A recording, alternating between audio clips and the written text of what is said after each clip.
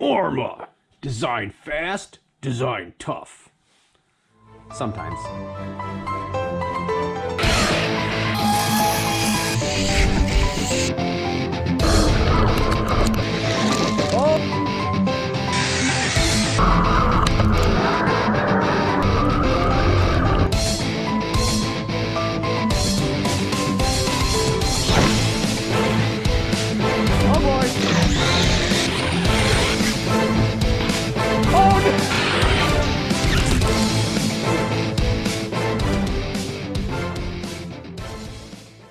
What's going on, everybody? Welcome back for another one.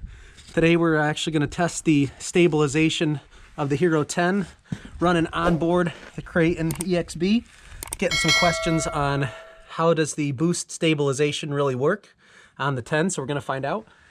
Haven't had the camera for that long, but just going to see how it does. So we got the Kraton 6S EXB, we got the Kraton 8S out today.